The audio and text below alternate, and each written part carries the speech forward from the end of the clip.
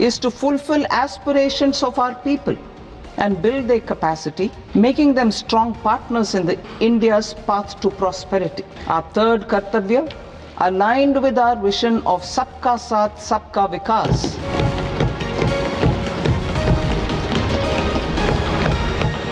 Good evening and thank you for joining this CNBC-TV18 special broadcast on Budget Day. I'm Ritu Singh and here are the headlines.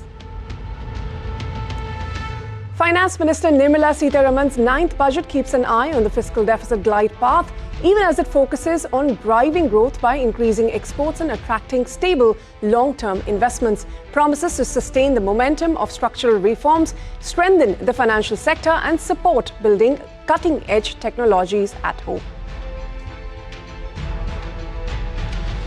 In a surprise move, the Finance Minister proposes hiking securities transaction taxes on equity futures and options contracts. STT on futures is to be hiked by 150% and by 50% on options. The move rattles the stock markets. The Sensex and Nifty reverse early gains to post the biggest budget day decline in 6 years. Finance Minister projects nominal GDP to grow at 10% in the next fiscal, hikes capital expenditure outlay by 9% to 12.2 lakh crore rupees. Documents show the government missed last year's target by 3%.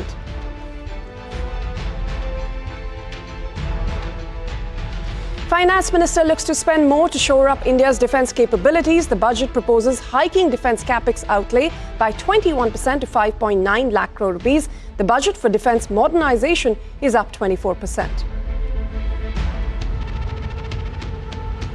The government sticks to the path of fiscal consolidation. Fiscal deficit target for the fiscal is projected at 4.4%. The FY27 target stands at 4.3%. The debt to GDP ratio is projected to decline from 56.1% to 55.6%. A sharp hike in government borrowing. The budget projects gross borrowing of 17.2 lakh crore rupees. This is 18% higher than the current fiscal year's estimate of 14.6 lakh crore rupees. The government projects net tax collections at 28.6 lakh crore rupees. This is slightly lower than budget estimates last year. Collections in FY26 missed the budget estimate by 1.6 lakh crore rupees. The government accepts the recommendations of the 16th Finance Commission. States will continue to get a 41% share of overall tax revenues.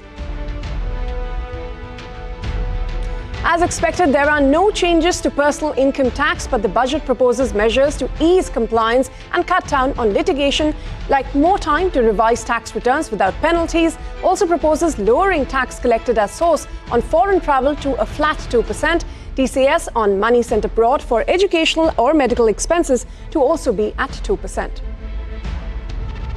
The Finance Minister moves to further curtail any improper use of buybacks, proposes to tax buyback for all types of shareholders as capital gains, also proposes introducing an additional buyback tax on promoters to disincentivize the misuse of tax arbitrage, says the tax will make the effective tax rate 22% for corporate promoters and 30% for non-corporate promoters.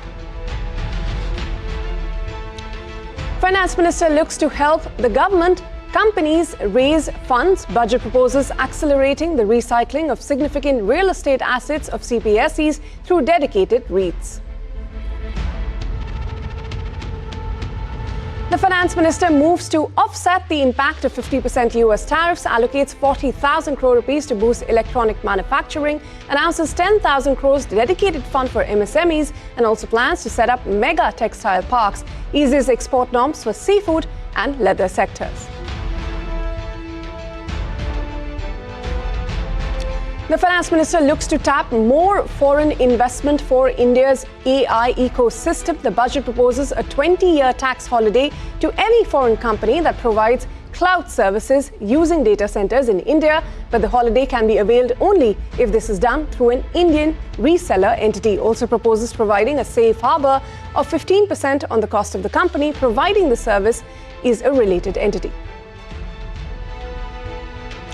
The Finance Minister acknowledges the role of emerging orange economy in nation building.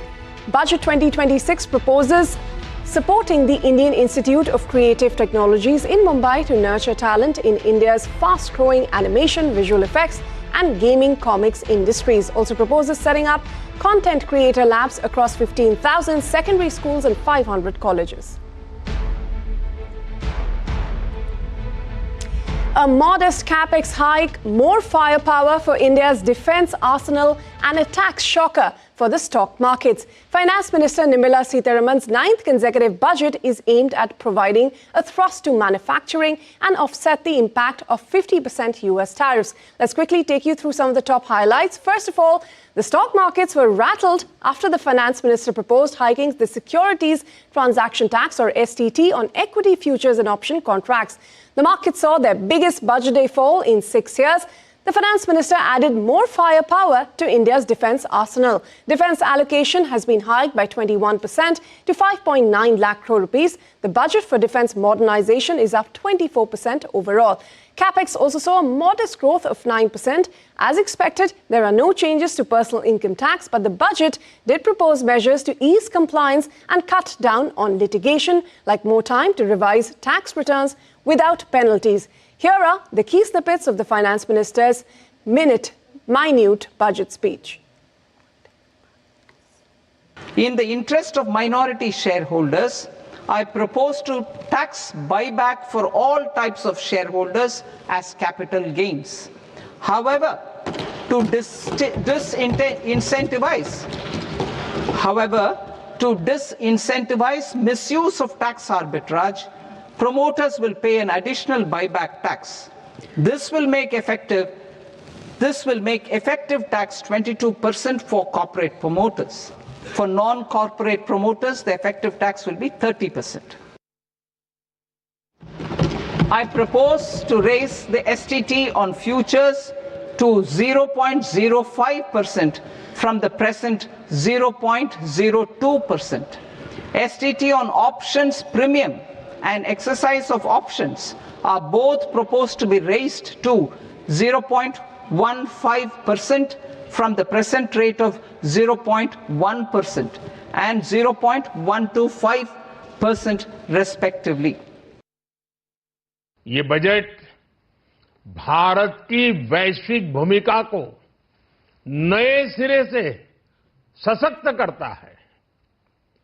Bharat के 140 करोड़ नागरिक fastest growing economy बनकर ही संतुष्ट नहीं है। हम जल्द से जल्द दुनिया की तीसरी सबसे बड़ी अर्थव्यवस्था बनना चाहते हैं। All right, let's go across to Shireen Bhan, who is in conversation with some special guests to decode Budget 2026. Shireen, over to you. Well, thanks very much. Yes, those are some of the key budget highlights that we're presenting to you here on CNBC-TV18, your budget headquarters. Let's bring in more big voices. As we've been pointing out, while the focus and the attention has been on the union budget, another very important document being tabled today, and that is the report of the 16th Finance Commission. Joining us now is a member of the 16th Finance Commission, Mr. Manoj Panda. The chairman, of course, of the Finance Commission is Dr. Arvind Panagaria. Also with us, former member of the CBDT, Akhilesh Ranjan. Mr. Panda and Mr. Ranjan, many thanks for joining us. Mr. Panda, to you first. The big headline, of course, is that devolution number, status quo there, 41%, as was expected. But take us through the rationale behind that and some of the other important measures that the Finance Commission has proposed in its recommendations.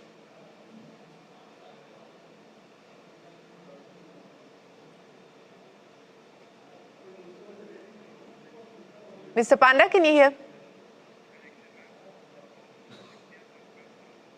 Well, we'll come to that in just a second, but let's go across to Jyotiraditya Scindia in conversation with my colleague Ashpit Kumar. Here's the Minister of Telecom. To get an understanding, to help us unpack what that translates into, I have with me the Honourable Minister, Mr. Jyotiraditya Scindia. Mr. Scindia, thank you so much for taking our time. Firstly, the big message that the Finance Minister is looking to send out via this message, there was a very clear thrust towards infrastructure spend. There was a very clear thrust towards newer technologies. Your key takeaways? So, the Prime Minister and the Finance Minister both have set the tone for Viksit Bharat 2047. There has been a tremendous amount of momentum over the last 12 years from 2014-15 till date. The economy is on a very, very strong footing. With that in mind, setting ourselves up for ensuring greater momentum on our route to 2047. The years that we're talking about, sustained economic growth. Sure. We're talking about a Vikas model that looks at assimilation of every single citizen and unlocks their potential to contribute to that growth, and a concept of fulfilling aspirations of people. And if you look at the sustained thrust on capital expenditure as well as infrastructure, in addition to that, a couple of the main themes that are coming out. The first, ease of doing business for every single person across this country. Second, to be able to unlock new potential sectors for India, whether that's the orange economy, whether that is AI, whether that is urbanization, whether that is tourism, across the board. And I'm very glad to note that there has been a very important stress on fiscal performance. Fiscal deficit is now under control. We are looking at 4.4% for this year, 4.3% for the next year. We have maintained a very tight grip on inflation. For the 3 quarters, it's at only 1.7%. And along with that, for my 2 ministries, both for telecom and for donor, a very healthy increase in capex capability, both for telecom and for donor. The Northeast has got special emphasis in this budget, both from a urbanization point of view and the 4,000 e-buses to the... Well, that is the Telecom Minister Jyotiraditya Scindia in conversation with Ashmit Kumar. Let's go across to the former CBDT member Akhilesh Ranjan. Mr. Ranjan, many thanks for joining us here. As expected, no changes on personal income tax, but what was not expected was that STT hike. What you had said very clearly was you didn't anticipate any changes on LTCG, none of that coming through. Changes on safe harbour, specifically for IT services. On balance, on the tax side, Mr. Ranjan, how would you rate the budget and the measures taken? Shri, thanks for having me here. The STT was a bit of a shocker. There are some very good things which have been announced. You remember I was talking about preventing litigation from happening. And I think the measures that have been announced for safe harbour and transfer pricing, various other things on the APA program, advanced pricing agreement, these are steps which are very, very, very welcome. And I'm sure they will cut down on the litigation to a large extent. There are also a host of measures which are building trust and confidence in the taxpayers, the decriminalizing provisions, the provisions where where tax defaults are now not criminal really offenses in that sense. I think that's a very, very good move. So those are very well received. The only thing is I'm a bit surprised at the STT increase. As I had said on that day, I think the STT is no longer a legitimate tax. So and then to increase it is a bit of very strange. I'm told that the reason is to curb excessive speculation. I'm not so sure whether this sort of an increase in STT does anything to curb speculation amongst the investors. It might just hit the margins of large players who are active in the futures and options market. But let's see, I'm not an expert on this, so it doesn't really impact the market to that extent. Yes, the market is going to have to live with that. But Mr. Ranjan, a couple of other issues that I want to point out to you. And we've seen a lot of actually in the fine print, a lot of retrospective a lot of amendments coming in to retrospectively react to court orders, especially when it comes to the DIN amendment and so on and so forth. What do you make of that? Well, actually, I think we should view that in a positive light. I think there are attempts to try and resolve issues which are creating a lot of uncertainty in the minds of taxpayers. Both of these major retrospective amendments you're talking about, They concern an issue which is going on in the courts for a very long time. And it's not a very substantive issue. It's a technical issue, but it is throwing the whole system into confusion. So I think it's good that that the view has been made clear, that the law has been clarified and resolved, and I think we should be viewed in that light, not as a retrospective, as something coming as a surprise, but something done to really remove ambiguities and to prevent litigation from happening or stop the litigation from happening. So I think that we should look at it in that way. That's a welcome move, you're saying. I'll come back to you in just a second, but let me get Mr. Manoj Panda in, member of the 16th Finance Commission. As I was pointing out, the budget, of course, in itself a big event, but it's also the 16th Finance Commission's recommendations that have been tabled today and accepted by the government. Mr. Panda, many thanks for joining us. The headline that we've got, of course, is on the devolution, which stays at 41%, and that is the formula that the Finance Commission has stuck with. But if I could ask you to explain to us the rationale behind sticking with that number and some of the key recommendations that the Finance Commission has made this time around. Yeah, thank you. Basically, the 41-42% has continued for the last two commissions. And particularly during the 14th commission, there was a big rise in the devolution from 32 to 42. 15th broadly continued that, except for some adjustment for Jammu and Kashmir being made union territories. So, and our overall assessment is that the central financial position is as good or as bad as that of those of the states. And when we talk of a developed India, or movement towards that, the center cannot be made fiscally weak. They have to be fiscally as strong as those of the states. The responsibility of a developed India contributing more towards GDP lies both with the center as well as with the states. So because of that, we decided that it is not the time to change the 41%. We should stick to it, and center should feel as much comfortable as in the past couple of years. Right. Mr. Panda, some of the other key recommendations, to do with grants, to do perhaps with centrally sponsored schemes, etc. We haven't been able to go through the fine print of the Finance Commission's recommendations yet. We've been busy with the budget. If you can take us through some of the key recommendations you've made. Yeah, no, the centrally sponsored schemes, that doesn't come under the purview of the Finance Commission. But what also comes apart from the 41% is how the 41% will be divided among each of the states. And that's a major part of the recommendation. What we have done this time is basically introduce a new variable called contribution to GDP. And it is given 10% weight by taking out some weight from area, some from the forest, and also tax effort. Now, the rationale for that is the states must be nudged towards their own contributions to GDP. If we see the states' developments, some of them are developing fairly well, but some of them are not able to catch up. They must be nudged to catch up with the rest, at least to some minimum level. And that is the major reason why we have gone for contributions to GDP. Along with that, which means what?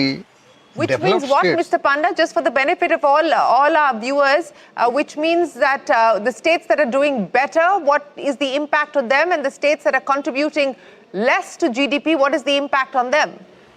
Oh, I think the overall impact will be, as a percentage of devolution, it will not be large. It will be only 0.2, 0.3% of the total.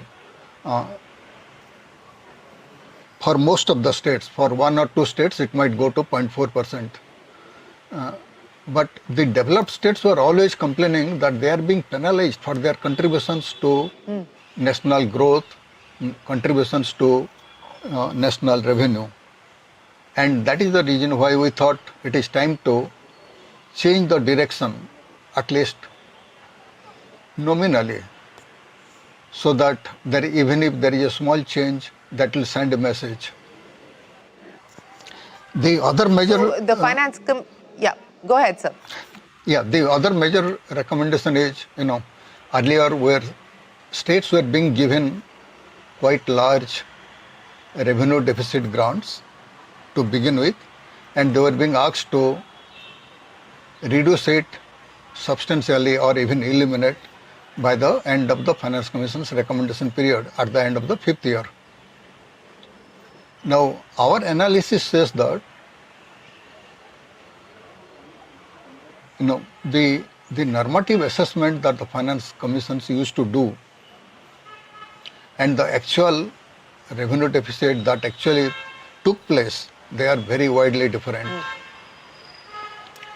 And a cycle of high deficit slowly going down to low deficit by the 5th year and again coming back to high deficit, that cycle continued for the last 3-4 commissions.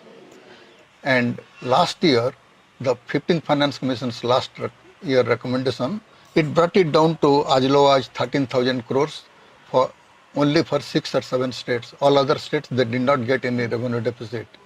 We have decided to recommend that no state should get any revenue deficit during our award period.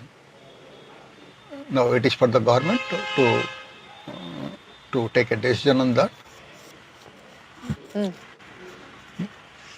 I think two other recommendations measure that no state should have a revenue deficit. What does that mean, sir? How do you ensure that? No, we didn't. We recommended that no states should get it. Okay. The 15th Finance Commission, they had awarded to 6 states 13,000 crores, bringing it down from more than 1 lakh crores. Then we thought it is almost negligible now. It is time to eliminate the deficit altogether. And revenue deficit, if it is eliminated, then that will give incentive for investment. And in the process, again, states can contribute towards GDP. Well, Mr. Panda, we will have to go through the fine print of your recommendations and then perhaps have a more nuanced conversation with you. But thanks so much for joining us with your first take on the recommendations made by the Finance Commission. Mr. Ranjan, a quick final word from you on the proposal for that tax-free proposal that the Finance Minister has announced for data centers to be able to service foreign companies out of India. 22-year tax-free period. What do you make of that? Yes, actually, this is in view of the new data center policy which is coming out from the Ministry of Information Technology. It is an attempt really to assuage the apprehensions of the foreign companies which are going to spend billions of dollars in setting up these data centers. One apprehension of these companies was that since they are using a server installed in India, their income that they earn overseas might become taxable in India to some extent, and I think this exemption, this outright exemption, of course, it is not something that would have been very clear in the law. The taxability itself was in doubt, but then there was an apprehension, and I think the government has tried to just remove that apprehension very clearly by giving a very blanket sort of exemption. The only condition being that if you are earning income by providing services to Indian residents, then that must go to an Indian company, and the server must be under the control of the Indian company. I think it's a measure which is trying to give tax certainty again. So one more measure in the area of certainty, which I think is quite welcome. A welcome move there, Mr. Ranjan. We will, of course, continue to speak with you through the course of the next few days as we unravel more of the fine print. But don't go anywhere, sir. Don't go anywhere to our viewers. So thank you, Mr. Ranjan, for joining us. We're going to take a quick break and return with a lot more. Stay tuned to CNBC TV 18. We're back in a moment.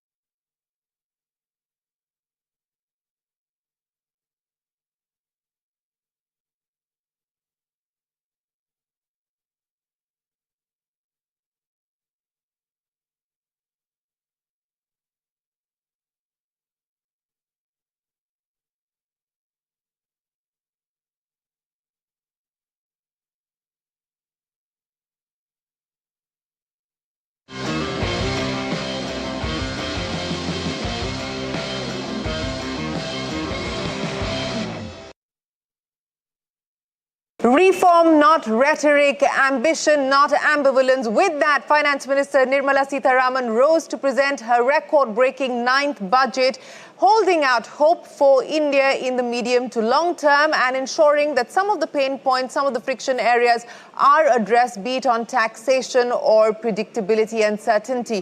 What didn't go down well was the hike as far as the STT on options and futures were concerned. That weighed on market sentiment, but that apart, there is plenty of continuity that Finance Minister Nirmala Sitharaman has stuck to, whether it is on the fiscal glide path or it is on the reform agenda. Joining me now is the top team from FICCI to take us through what they make of Budget 2026. With us, Anand Goenka, Puneet Dalmia, Harshpati Singhania, Shubhrakant Panda and Sandeep Savani. Gentlemen, many thanks for joining us. Ananta, I'll start by talking to you. The big focus you expected was manufacturing. There's plenty there for manufacturing, but equally, there is plenty there for services. In fact, the Niti Aayog CEO BVR Subramaniam telling me this is a services budget. Your take on Budget 2026? I think the budget focuses on growth, inclusivity and youth. I think the most exciting part is that it is a budget of continuity and stability, and the focus on Reform Express continues, focus on infrastructure has continued and only increased, and finally on the manufacturing side, a very good balance of future industries where we need to be indispensable and present industries which are very employment focused, such as textiles, leather, apparel. So a very well balanced budget which takes into account a macroeconomic or a macro view into the future, as well as the micros of taking care of the initial challenges that we are seeing. Puneet Dalmia, CapEx number is now out, 12.2 lakh crore rupees, and it goes in line with what the government has been saying, that look, we can't keep doing, double-digit kind of CapEx numbers year after year. On balance, what do you take away from what the government has said on CapEx, the larger infrastructure thrust in the budget? Well, I think I think India is the most credible large economy growth story in the world today, and it is because it offers certainty in an era of unprecedented global chaos and uncertainty. I think this is driven by the fact that there is continuity on infrastructure spend, as you said, 12 lakh crores. I think there is also a very stable tax regime, and there is also more ease of compliance on regulation. So I think we are seeing all of this play out as a larger vision of how to create a Viksit Bharat by 2047 and an Atmanirbhar Bharat. So I think the building blocks keep getting put in place every year, and it strengthens the foundation to create a vision, and we move forward one step every year. So there's a 9th budget for the Honorable Finance Minister, which is a record, and it's the first budget from the Kartavya Bhavan. And as I was saying, that it's from a bhav of kartavya, which is good intentions, lead to good policies, will lead to good outcomes. And I think they've also said that it will be a budget which will continue growth, 7% GDP growth, build capacity for the future to fulfill aspirations of India. And also, finally, it is Sabka Saath, Sabka Vikas, for all families, for all communities and for all regions. So apart from the big picture, there is a lot of micro detailing on which sectors, which areas, what is their strengths, and it allocates capital very thoughtfully to ensure that we can leverage strengths of each area and each community to further the vision that the Honorable Prime Minister has created.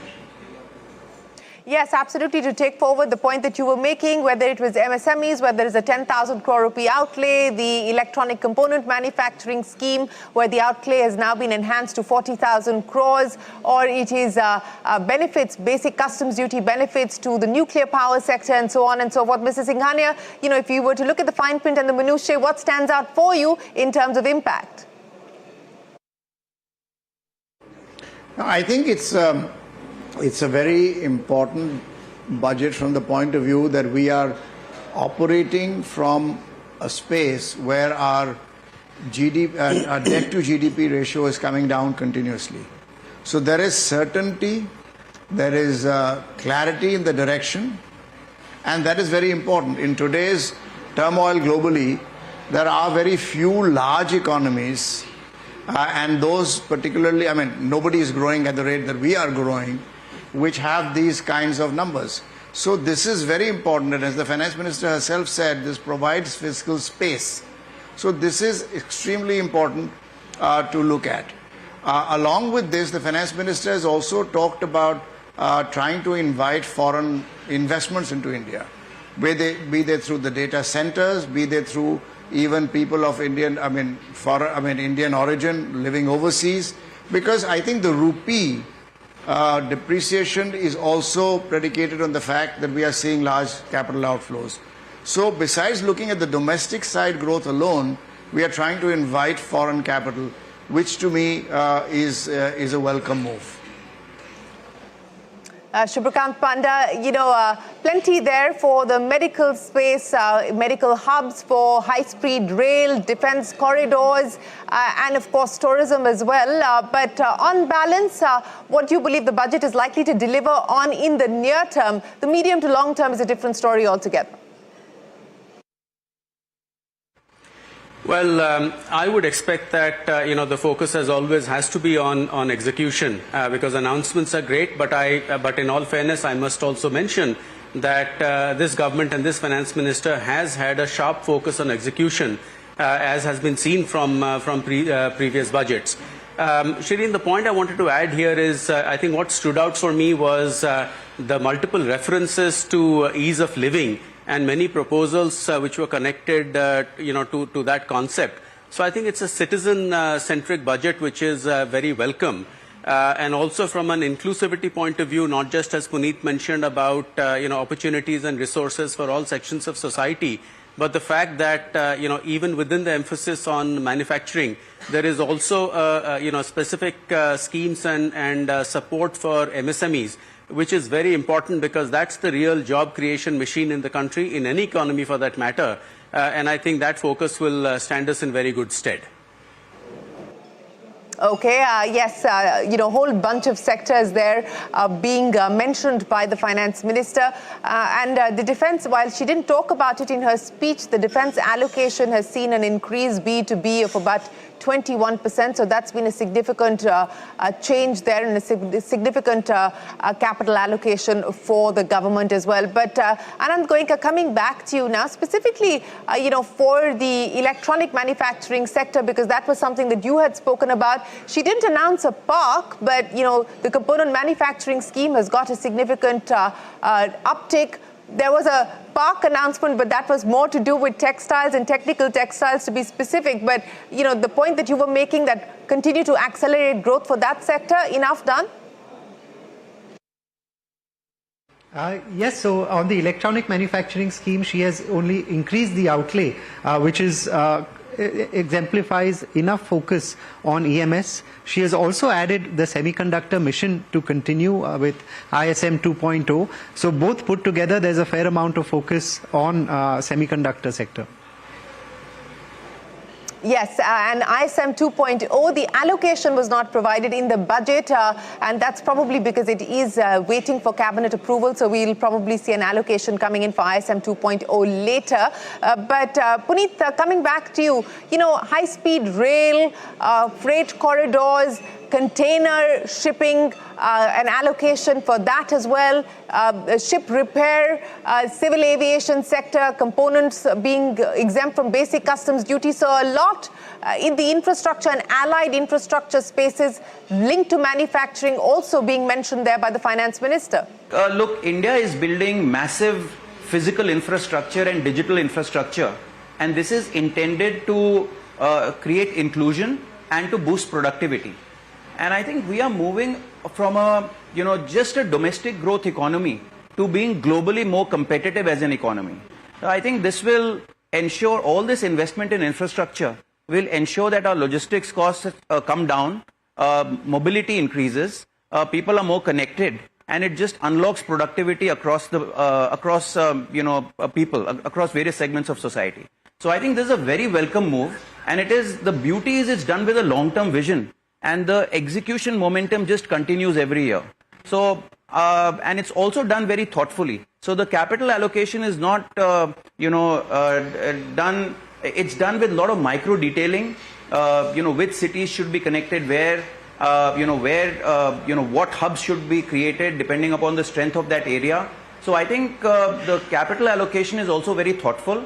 And lastly, some of the investments in softer aspects of infrastructure like healthcare, education, tourism, etc. is being done on a challenge basis. So they are also very mindful of, getting states to compete with each other so that efficiencies can be unlocked. So I think I really like the fact that this will create global competitiveness for India and create inclusion because more people can get connected and be more mobile. Right. Sandeep Samani, let me get your take on what you liked in the budget, the big highlights for you. So I think for industry, the downside is always when there is a policy change suddenly. And I think this finance minister laid out a roadmap a few years ago, and she has stuck to the roadmap, improving on the roadmap year on year. So there is no unpleasant surprise. Focus continues to be on making India more competitive, which was one of her opening statements. And also I think the important thing is continued focus on infrastructure. Infrastructure will help us, better infrastructure will always help India improve its logistics costs, where we are higher than the rest of the world, therefore improving competitiveness. Also a lot of focus on capital goods, SOPs being given to various industries to promote capital goods manufacturing in India. Labor-intensive industries being given SOPs, textiles, fisheries, shoes, leather. So I think focus in the right areas to use the money in a more efficient manner that the government has allocated. I was pleased to see the disinvestment budget being significantly raised to some 80,000 crores. So all the right focuses, including MSMEs, which are job creating. First time the government has said that they will create a 10,000 crore fund to actually invest equity in MSMEs, and I think that's a very bold step and a very good step. It improves in scaling up and giving the financial muscle to MSMEs that can really grow into larger companies. So overall, I think a good, directionally very good budget in terms of hitting all the sweet spots and making sure that we continue to focus on growth in India in a very volatile environment. Global environment is extremely volatile and uncertain. So India is the, I would say an island of paradise in a very turbulent world. It is a turbulent world, and it's turbulent for our stock markets today as well. We've seen the markets being very volatile through the course of the budget day. But gentlemen, we will of course continue to speak with you over the course of the next few weeks and months as many of these announcements come to fruition by way of execution. But today, for your first reactions post the Finance Minister's budget, thanks very much for joining us here on CNBC-TV18. We're going to take a quick break. There's plenty more that's coming up as we highlight the fine print of Budget 2026. Stay with us.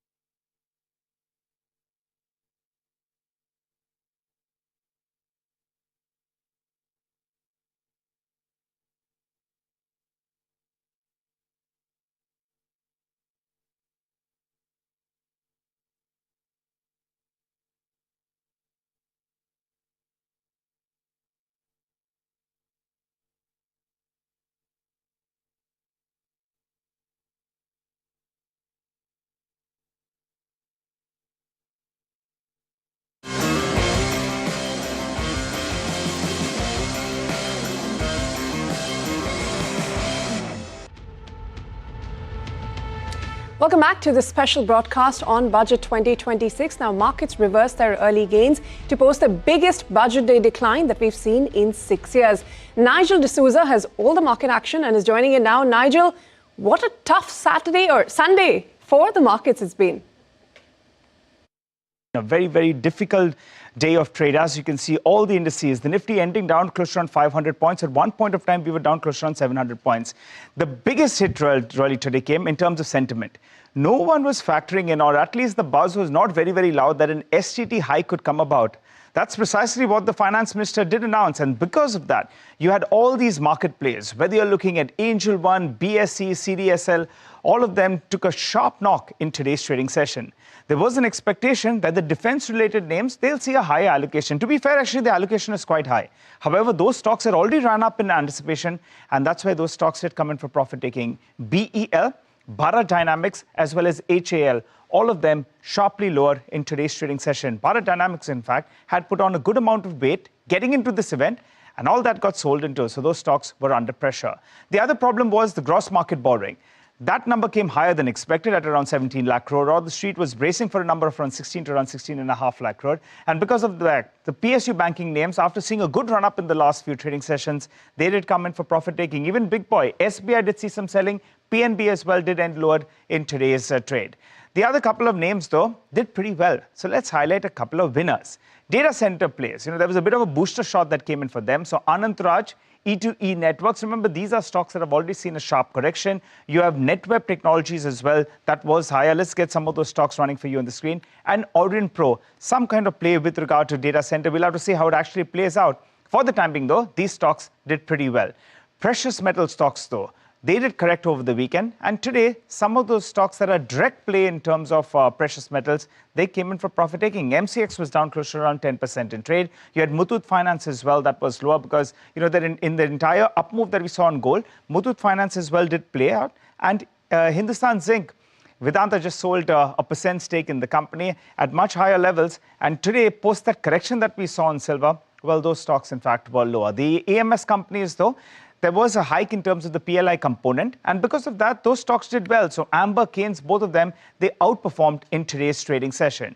Moving to some of those IT sector names, there was some kind of relief that came because of the harbor turnover threshold for IT services. That was increased. Some kind of booster shot coming in with simplification of buyback rules as well. That's what pushed these stocks up. So you had Wipro that was higher in today's trading session.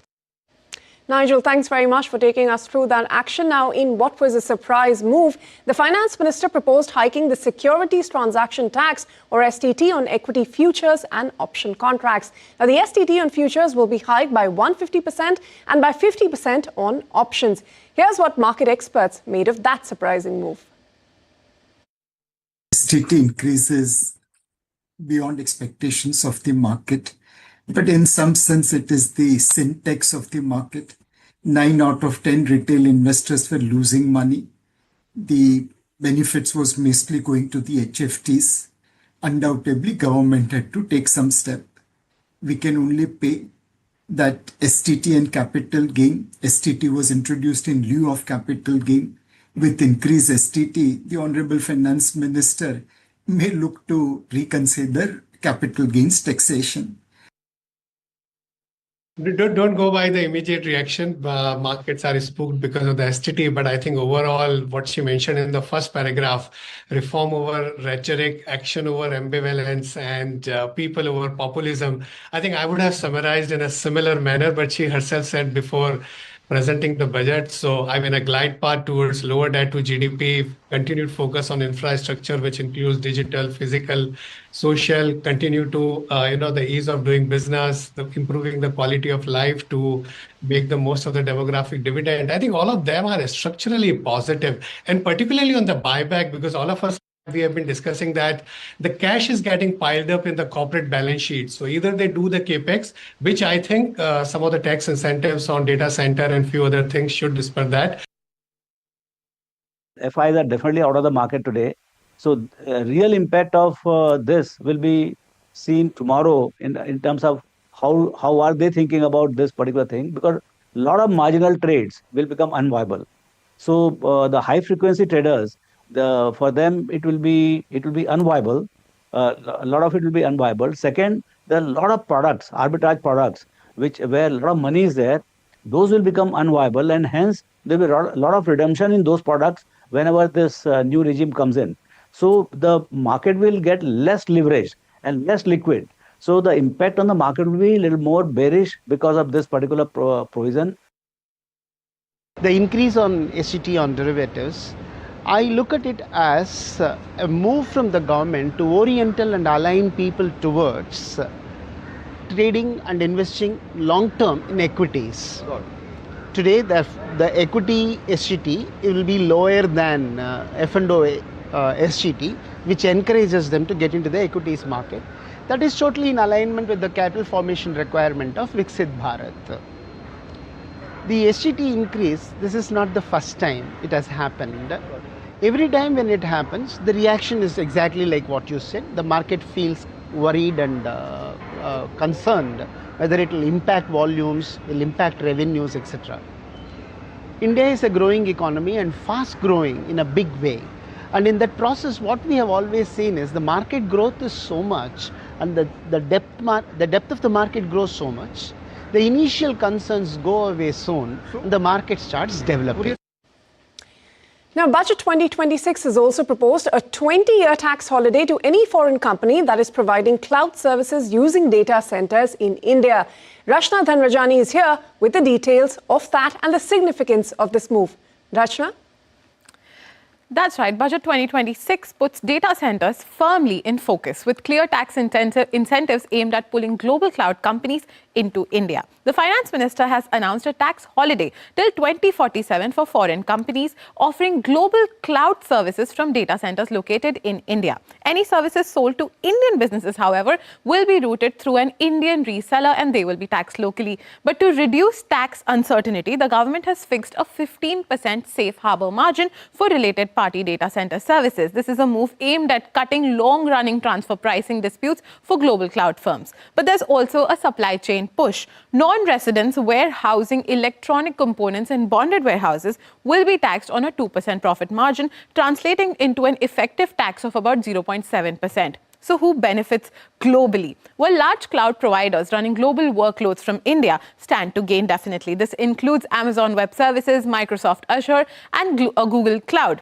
Now, global electronics manufacturers using bonded warehousing in India also benefit, as do the multinational tech firms looking for long-term tax certainty till 2047. On the Indian side, however, several companies are positioned as key partners given that they have a joint venture. First up is Adani Enterprises, who's in a joint venture with EdgeConneX under Adani Connex. There's Reliance Industries, who's building large hyperscale data centers, campuses in partnership with Brookfield and Digital Realty. Then there's Bharti Airtel. Through Nextra Data, this works with global cloud and enterprise clients. Then there's also Tata Communications that's providing data centers and cloud infrastructure to global enterprises while being located in India. And then there's ST Telemedia Global Data Centers that runs a large India presence and is backed by the parent company that also has ownership from KKR. So put together, these measures show how the budget is using tax certainty, lower logistics costs and clear rules to position India as a base for global cloud and data center operations. Back to you.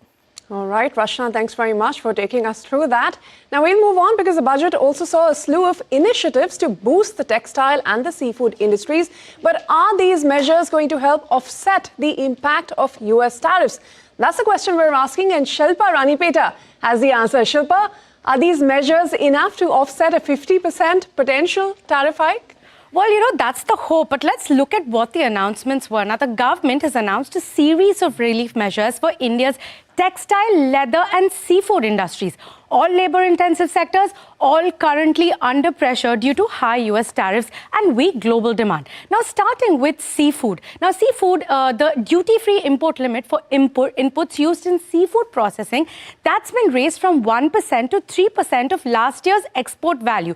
This means that exporters can now import more essential materials without paying customs duty, helping them cut costs. Now, in another big move, fish caught by Indian vessels in India's EEZ and on high seas will now be duty-free. And if that fish is landed at a foreign port, that will be treated as an export, allowing fishermen and companies to legally sell abroad and access export benefits. Now, the government also says that safeguards will be put in place to prevent misuse of this. Next, leather and footwear exporters. Now, the duty-free import benefit, earlier available only for full footwear exports, has now also been extended to the shoe upper exports. That's the upper layer of the shoe as well, and this lowers costs for a key segment of the supply chain. Also, exporters of leather goods, garments and footwear will now get 1 full year to ship their products, up from earlier 6-month deadline, and that gives them more breathing room as orders slow down amid delays because of the entire tariff situation. Now, on the textile front, the government has announced an integrated push. This includes new schemes covering fiber, self-reliance, cluster modernization, job creation, handlooms and handicrafts, sustainable textiles and a lot more, including mega textile parks and a new initiative that aims to strengthen khadi, handloom and village industries. Now, with a focus on branded training and global market access is also there. Now, why this support now? Because US tariff shock has been hitting these sectors hard. The US accounts for nearly 30% of India's apparel and textile exports, and these after a 50% tariff, have been in a difficult place, especially places like Tirupur. They have been warning of factory shutdowns as shipments to the US have fallen by over 50% in Q3. CRISIL, in fact, has also said that it expects the US tariffs to result in India's leather industry's revenue falling by about 10 to 12% in FY26. And in the seafood industry, US makes up about 35% of exports, and shipments have already fallen 25%, with new orders in the future completely drying up. In short, the government is trying to ease costs, extend timelines and protect jobs as export-heavy sectors navigate one of their toughest global trade environments in years. Back to you. All right, Shilpa, thanks very much. Plenty in the budget to tackle that 50% potential tariff. Thanks very much for that. Now, the budget also had some announcements for the states that are heading to elections this year. Sandhya Gora has more on that. Sandhya, from Assam to West Bengal, Tamil Nadu to Kerala, all of them found a mention in the budget. Yes, and as anticipated by political experts, like past instances, this year's budget also focused on poll-bound states. Like earlier years, the budget combined both symbolism and policy announcements. Finance Minister Nirmala Sitharaman presented her 9th union budget today. This time, she wore a traditional Kanjivaram sari. In 2021, when West Bengal, Tamil Nadu, Assam and Kerala along with Puducherry went to the polls, the Finance Minister quoted Rabindranath Tagore in her budget speech and wore West Bengal's Lal Pat sari. In 2025, the Bihar election year, she wore a Madhubani sari from the state, and this time a Kanjivaram sari from Tamil Nadu. Like 2021, 2023, 2024, 2025, this year too is electorally crucial, with assembly elections due in West Bengal, Tamil Nadu, Kerala, Assam and Puducherry. The BJP has been keen to expand its footprint in these states, particularly West Bengal, Tamil Nadu and Kerala. Against this backdrop, FM Nirmala Sitharaman made multiple announcements today, ranging from special infrastructure development in Tier 2 and Tier 3 cities, including temple towns, to a tourism push and a strong focus on the textile sector. In her 9th budget speech today, the Finance Minister proposed support for mineral-rich states such as Odisha, Kerala and Tamil Nadu to promote the mining of rare earths and to develop the dedicated rare earth corridor in these states. She laid particular emphasis on the textile sector, announcing Samarth 2.0 to upgrade textile skilling. She also proposed an integrated program for textile sector, including a national fiber scheme, a textile employment scheme, a national handloom and handicraft scheme, and the setting up of mega textile parks. Tamil Nadu contributes over 26% to India's overall textile exports, while West Bengal exports around 12% of its handloom and textile products. The Finance Minister also announced an outlay of 20,000 crore rupees for urban infrastructure development in Tier 2 and Tier 3 cities, including temple towns. Pole-bound Tamil Nadu and Assam, both known for their historic and culturally significant temples, are expected to benefit from this push. She further announced trekking and hiking trails, bird watching and turtle trails, as well as special wildlife tourism trails in multiple states, including Assam, Tamil Nadu and Kerala. The Finance Minister also announced high-speed train corridors on 7 routes, including Hyderabad to Chennai, Chennai to Bengaluru and Varanasi to Siliguri. All right, interesting there. Kanjivaram finds, to be the pick of the finance minister over a Mekla, over a Kasav. Thanks very much, Sandhya, for putting that interesting thought into perspective. On that note, we're going to wrap up this special broadcast. But stay with us. More news and updates will continue right here on CNBC TV 18.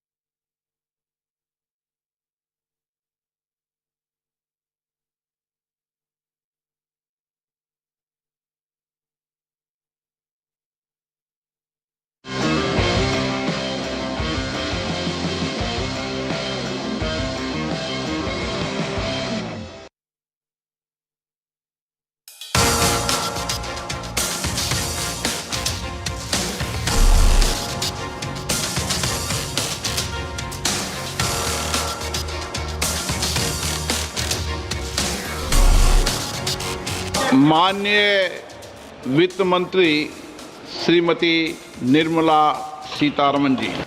We are inspired by 3 kartavya. Our first kartavya is to accelerate and sustain economic growth.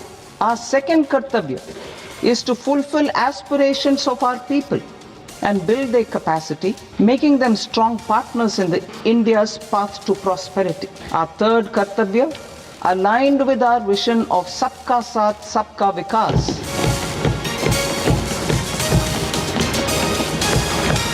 Item number 1.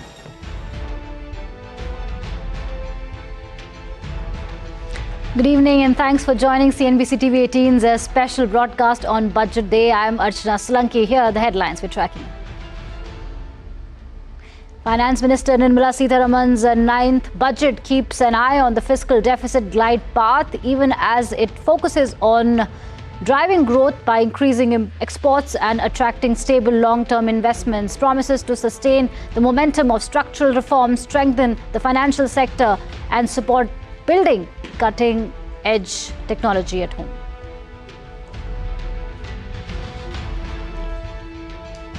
In a surprise move, the Finance Minister proposes hiking securities transaction taxes on equity futures and options contracts. STT on futures is to be hiked by 150% and by 50% on options. The move rattles the stock market. Sensex and Nifty reverse early gains to post the biggest budget day decline in 6 years. Finance Minister projects a nominal GDP to grow at 10% in the next fiscal, hikes capital expenditure outlay by 9% to 12.2 lakh crore rupees. Documents show the government missed last year's target by 3%. Finance Minister looks to spend more to shore up India's defence capabilities. Budget proposes hiking defence capex outlay by 21% to 5.9 lakh crore rupees. The budget for defence modernisation is up 24%. Government sticks to the path of fiscal consolidation. Fiscal deficit target for this fiscal projected at 4.4%. FY27 target stands at 4.3%. The debt to GDP ratio projected to decline from 56.1% to 55.6%. A sharp hike in government borrowing. Budget projects gross borrowing of 17.2 lakh crore rupees. This is 18% higher the current fiscal year's estimate of 14.6 lakh crores. Government projects net tax collections at 28.6 lakh crore rupees. This is slightly lower than the budget estimates last year. Collections in FY26 missed the budget estimate by 1.6 lakh crore rupees. Government accepts the recommendation of the 16th Finance Commission. States will continue to get a 41% share of overall tax revenues. As expected, there are no changes to personal income tax, but the budget proposes measures to ease compliance and cut down on litigation, like more time to revise tax returns without penalties. Also proposes lowering tax collected at source on foreign travel to a flat 2%, TCS on money sent abroad for education or medical expenses to be also cut to 2%. The Finance Minister moves to further curtail any improper use of buybacks, proposes to tax buyback for all types of shareholders as capital gains, also proposes introducing an additional buyback tax on promoters to disincentivize the misuse of tax arbitrage. Says the tax will make the effective tax rate 22% for corporate promoters and 30% for non-corporate promoters. All right, a modest capex hike, more firepower for India's defence arsenal and a tax shocker for the stock markets. Finance Minister Nirmala Sitharaman's 9th consecutive budget is aimed at providing a thrust to manufacturing and offset the impact of the 50% US tariffs. Let's quickly take you through the top highlights. First, the stock markets were rattled after the Finance Minister proposed hiking securities transaction taxes on equity futures and options contracts. The market saw its biggest budget day fall in 6 years. The Finance Minister also added more firepower to India's defence arsenal. Defence allocation has been hiked by 21% to 5.9 lakh crores. Overall capex saw a modest growth of 9%. As expected, there are no changes to personal income tax, but the budget proposed measures to ease compliance and cut down on litigation, like more time to revise tax returns without penalties. Here are the key snippets of the Finance Minister's 85-minute long budget speech. I propose to raise the STT on futures to 0.05% from the present 0.02%. STT on options premium and exercise of options are both proposed to be raised to 0.15% from the present rate of 0.1% and 0.125% respectively. I propose interventions in 6 areas. 1. Scaling up manufacturing in 7 strategic and frontier sectors. 2. Rejuvenating legacy industrial sectors. 3. Creating champion MSMEs. 4. Delivering a powerful push for infrastructure. 5. Ensuring long-term security and stability. And 6. Developing city economic regions. ये budget Bharat की वैश्विक भूमिका को नए सिरे से सशक्त करता है। भारत के 140 करोड़ नागरिक फास्टेस्ट ग्रोइंग इकोनॉमी बनकर ही संतुष्ट नहीं है। हम जल्द से जल्द दुनिया की तीसरी सबसे बड़ी अर्थव्यवस्था बनना चाहते हैं। Well, the budget also announced a slew of tax changes. Sonal Bhutra is here with more.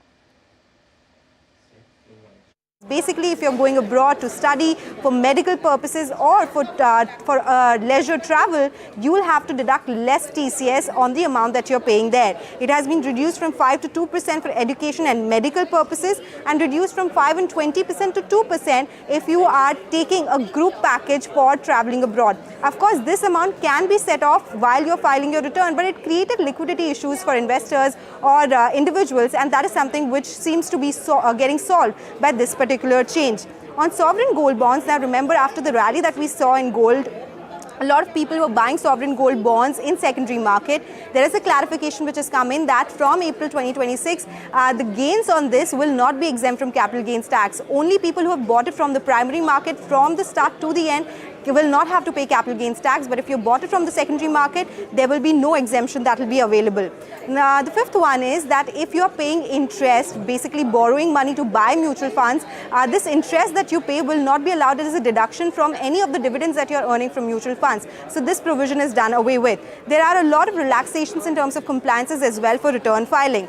Let's now talk about the 6-month foreign asset disclosure scheme for 2 categories. First is those who have not disclosed the foreign income or assets, and those who have actually disclosed it, but they have not declared the asset which was acquired. So there are some provisions for that as well.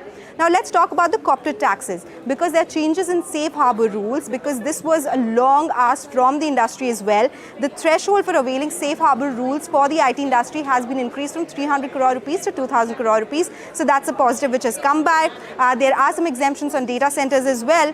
There is also exemption for income for a period of 5 years to any non-resident who is providing capital goods, equipment or tooling in a bonded zone. So basically the Make in India factor is working in case of a lot of tax exemptions which have been provided to some of these industries. The last one is now MAT, the minimum alternate tax is proposed to be made final tax. No further credit accumulation from 1st April of 2026, and the rate has been reduced from 15% to 14%. The brought forward MAT credit that is available in your books as on 31st March 2026 will be available to set it off against any other liabilities that you have. But these are some of the major changes which have been announced in the budget this time around. Right, thank you Sonal for that. Shifting focus now, the budget also announced an initiative aimed at positioning India as a global biopharma hub with a proposed outlay of 10,000 crore rupees over 5 years. The Finance Minister also announced a slew of measures to boost medical tourism. Ekta Batra is standing by with the details. Ekta. Well, yes, I'll start with, Biopharma Shakti, which was announced. So it's around a 10,000 crore biopharma scheme which was launched, which is aimed to make India a biopharma hub, build domestic biologics manufacturing. So there are 3 new NIPER institutes which are planned, 7 existing NIPER institutes which will be upgraded, and 1,000 plus accredited clinical trial sites which are proposed as well. It is a sentiment positive for the sector. Biocon, Dr. Reddy, Sun Pharma, Lupin, Glenmark, just to name a few. In terms of hospitals and diagnostics, medical tourism push, so 5 regional medical hubs are planned. It will be a public-private partnership model. Integrated healthcare complexes are proposed as well. Listed beneficiaries include the likes of Apollo, Fortis, Max Healthcare, Dr. Lal's, Metropolis, all of these stocks in focus. But remember, while this is a positive, the execution will be something that the street will be watching for in terms of all of these announcements and the material impact eventually on the earnings as well. All right, thank you, Ekta. Now, the budget also proposed hiking defence capex outlay by 21% to 5.9 lakh crore rupees. Ria Bhatia has more. Ria. Well, yes, the government this time around has announced a total defence budget of 7.85 lakh crores. Now, compare this to last year's budget of 6.81 lakh crores. It's an increase of roughly 15%. So, the expectations on this front range from 10 to 15%. So, this is at the top end of the expectations. The defence expenditure has been announced at 5.95 lakh crore rupees for the year, up 21% compared to last year's budget. Defence capital allocation has also been announced at 2.31 lakh crores. Versus 1.92 lakh crores in FY26, and this is also an increase of roughly 20% compared to last year, also in line with the expectations that the street was working with. There has also been a 24% increase in the budget for defence modernization, which is a big positive. Apart from this, they have also allocated roughly rupees 63,734 crores for aircraft and aero engines for defence, which is a 31% increase compared to last year's outlay.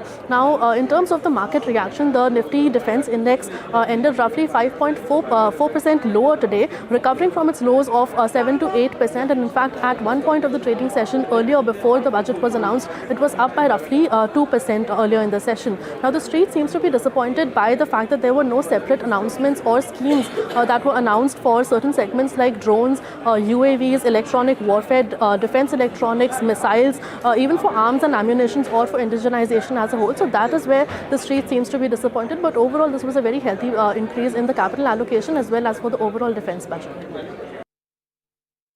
Operation Sindoor की ऐतिहासिक सफलता के बाद आए इस budget ने देश की रक्षा व्यवस्था को और मजबूत बनाने की हमारे संकल्प को सुदृढ़ किया है। यह आवंटन पिछले वर्ष की तुलना में 15% से भी अधिक है, यानी इस बार भी केंद्रीय बजट का सबसे बड़ा हिस्सा रक्षा मंत्रालय को मिला है।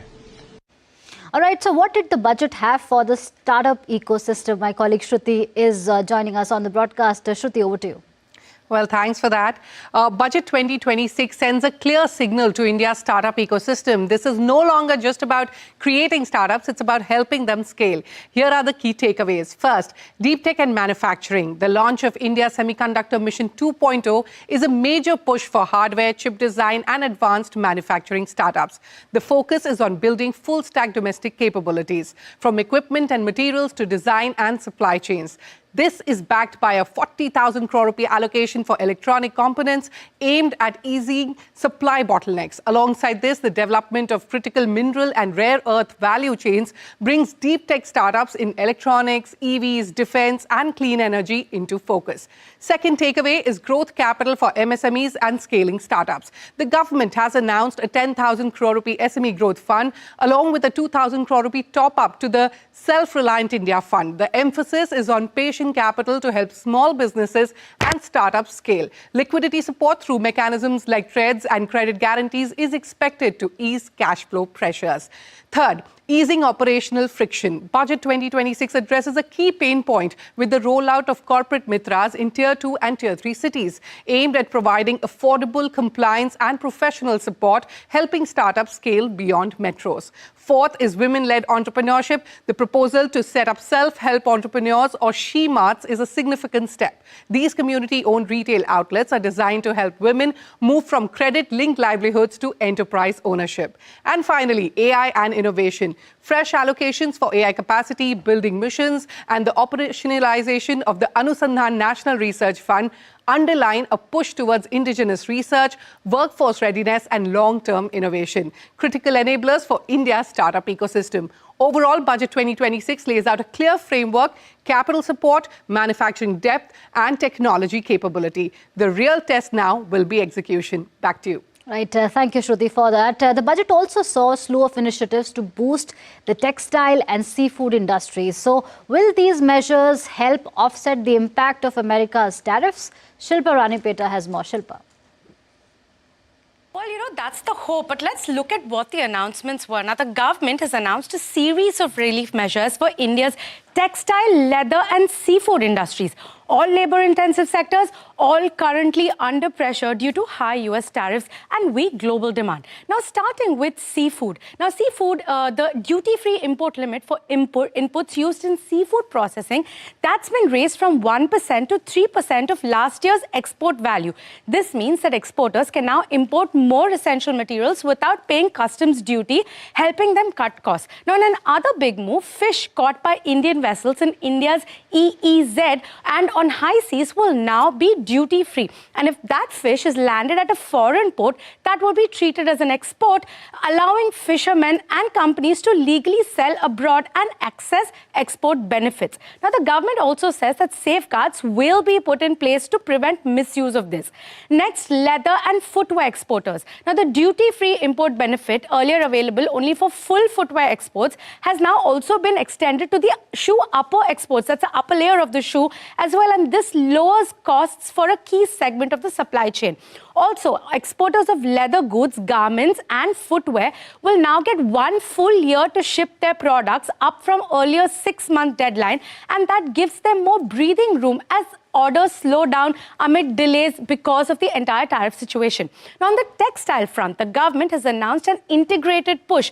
This includes new schemes covering fiber, self-reliance, cluster modernization, job creation, handlooms and handicrafts, sustainable textiles, and a lot more, including mega textile parks and a new initiative that aims to strengthen khadi, handloom, and village industries. Now, with a focus on branded training and global market access is also there. Now, why this support now? Because US tariff shock has been hitting these sectors hard. The US accounts for nearly 30% of India's apparel and textile exports, and these after a 50% tariff, have been in a difficult place, especially places like Tirupur. They have been warning of factory shutdowns as shipments to the US have fallen by over 50% in Q3. CRISIL, in fact, has also said that it expects the US tariffs to result in India's leather industry's revenue falling by about 10 to 12% in FY26. And in the seafood industry, US makes up about 35% of exports, and shipments have already fallen 25%, with new orders in the future completely drying up. In short, the government is trying to ease costs, extend timelines, and protect jobs as export-heavy sectors navigate one of their toughest global trade environments in years. Back to you. Right. Thank you, Shilpa.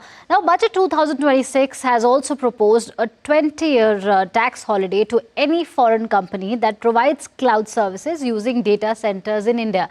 Rachna Dhanrajani is here with the details. The government giving tax incentives. Rachna, over to you. That's right. Budget 2026 puts data centers firmly in focus with clear tax incentives aimed at pulling global cloud companies into India. The Finance Minister has announced a tax holiday till 2047 for foreign companies offering global cloud services from data centers located in India. Any services sold to Indian businesses, however, will be routed through an Indian reseller and they will be taxed locally. But to reduce tax uncertainty, the government has fixed a 15% safe harbor margin for related party data center services. This is a move aimed at cutting long-running transfer pricing disputes for global cloud firms. But there's also a supply chain push. Non-residents warehousing electronic components in bonded warehouses will be taxed on a 2% profit margin, translating into an effective tax of about 0.7%. So who benefits globally? Well, large cloud providers running global workloads from India stand to gain definitely. This includes Amazon Web Services, Microsoft Azure, and Google Cloud. Now, global electronics manufacturers using bonded warehousing in India also benefit, as do the multinational tech firms looking for long-term tax certainty till 2047. On the Indian side, however, several companies are positioned as key partners given that they have a joint venture. First up is Adani Enterprises, who's in a joint venture with EdgeConneX under Adani Connex. There's Reliance Industries, who's building large hyperscale data centers, campuses in partnership with Brookfield and Digital Realty. Then there's Bharti Airtel. Through Nextra Data, this works with global cloud and enterprise clients. Then there's also Tata Communications that's providing data centers and cloud infrastructure to global enterprises while being located in India. And then there's ST Telemedia Global Data Centers that runs a large India presence and is backed by the parent company that also has ownership from KKR. So put together, these measures show how the budget is using tax certainty, lower logistics costs and clear rules to position India as a base for global cloud and data center operations. Back to you. Right. Thank you, Rachna, for that. Commerce Minister Piyush Goyal is in conversation with Parikshit Luthra. Let's cut across. Safeguarding Indian exports amid global uncertainties was a key theme of the Union Budget 2026. Joining us right now is Union Commerce Minister Piyush Goyal. Minister Goyal, thank you very much for joining us. You're just emerging from successfully concluding talks with the European Union. How does the FTA push that we see from the Commerce Ministry and now the Union Budget complement each other in supporting India's export story? Well, I think this is a fabulous budget. It's a budget which reflects a future-ready Bharat. It takes forward Honorable Prime Minister's Reform Express full stream ahead, covers a very wide span of businesses and sections of society, women, youth, MSMEs, the manufacturing sector, equally the services sector. Technology has been given a big thrust. We see education and skilling getting a focused attention. So much so that a new National Institute of Design has also been proposed to be set up. Inland waterways being expanded, 7 high-speed rail corridors coming up, 12,20,000 crores being invested in infrastructure. And the speed at which we are developing infrastructure has become a surprise for the entire world today. If one looks carefully at this budget, it's very holistic, very forward-looking, preparing 140 crore Indians to speed up our journey towards Viksit Bharat. Let me ask you about one major measure that has been taken by the Commerce Ministry, and that is for SEZs, one-time relief for manufacturing units in SEZs to sell a limited portion of their output in domestic markets at concessional rates. This was important because of the strain on manufacturers right now. Could you give us the contours of this scheme? Broadly, the idea is that existing units in SEZs are today required to pay duty as if the goods are being imported into India if they're supplied to the domestic market. Many of them have surplus capacities, and the same goods are being imported duty-free from other geographies. The idea is that these existing units can use their surplus capacity and some proportion of their production, obviously less than what they are exporting, may be allowed to be sold in the domestic market in such manner that it doesn't hurt other domestic manufacturers. So we equalize or make a common level playing field for both by reducing the duty burden on the SEZ unit, but reduce it to such an extent that they are at the same level as other domestic manufacturers. So what will be the duty level? What sectors will it will depend on sector to sector. There would be some sectors where we may not give this benefit, things like refining crude, petrol and diesel. Probably there it may not be proper to allow this. It may be to a big disadvantage to the other refiners. So it will have to be seen sectorally, and we will have to calibrate the approach so that SEZs also benefit, SEZ units get an opportunity to serve Indian needs, and we save foreign exchange. Right. There's been a lot of focus also on labor-intensive exports from India, textiles, leather, footwear, especially rationalizing customs duty on the import costs. give us a sense of the targeted measures that you've taken and the kind of sectors you want to support with the budget. Well, if you look at the budget, it is looking at labor-intensive sectors, it is looking at technology-intensive sectors, it is looking at traditional sectors, it is looking at futuristic sectors. I mean, the expanse is phenomenal. Textiles. It adds new textile parks, mega parks. At the same time, the thrust is on man-made textiles, because 2/3 of global trade today is on man-made textiles. It gives a thrust to the leather industry and sports goods and sportswear and sports shoes. Idea being that there's a large market out there which we can service very well because we have low labor costs. Marine fishing, it opens up avenues in the EEZ so that we can expand our marine exports also.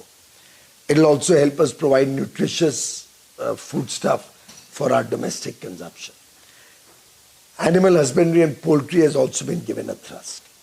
So wherever there is farmer or animal husbandry or fishery involved, we continue to support them to increase their incomes. All labor-oriented sectors, and for that matter, infrastructure also is a highly labor-intensive sector, are being given a thrust. Look at the data centers. Tax-free until 2047, 22 years from now.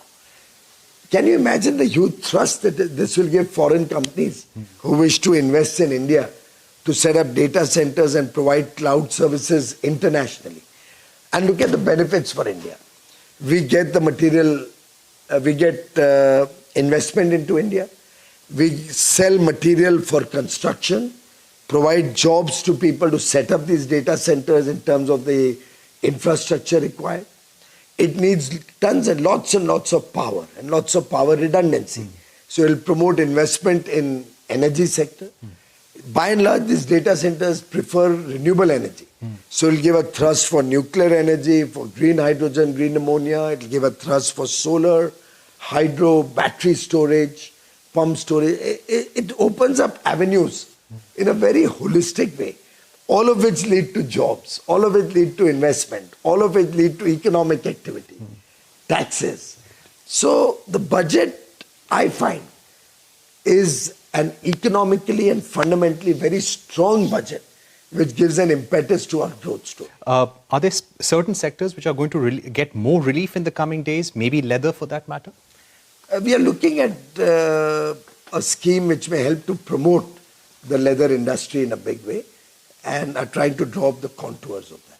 On services exports, there was a substantial amount of time spent by the Finance Minister on boosting the services industry, including the IT industry. How does this safeguard the interests of our services sector, services exports? We have tried to simplify processes and improvise on the safe harbor rules on most of the services, also clubbing all the IT-related services into one. There's a committee going to be set up to look at the services sector holistically, because we find that's an area of strength of our country.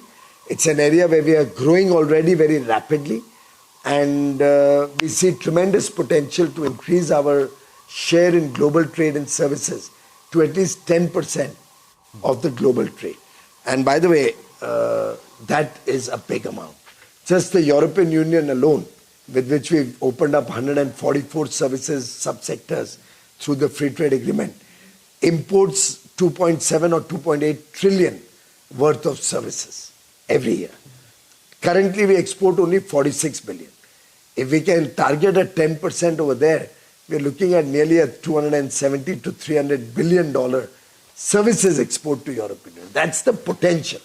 So I think this is a budget which meets the aspirations of new India, which meets the aspirations of young India, which provides wings to the dreams of new India.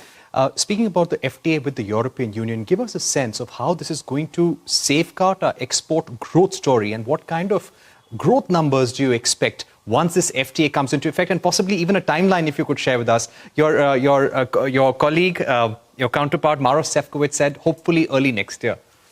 Probably even earlier. Subsequent to that, we've had discussions at the highest level. We are looking at speeding up the legal scrub. We are looking at using artificial intelligence to get us the first cut of the 24 languages it needs to be translated into. And then, of course, the human beings can look at it. We are looking at the European Parliament fast-tracking approval, particularly since this is one agreement where no sensitive sector has been touched. So unlike the other agreement, Mercosur agreement, which from 19 to 26 took 6 years to approve, in this sector, all the 27 member states have welcomed it and are actually requesting that this should be fast-tracked.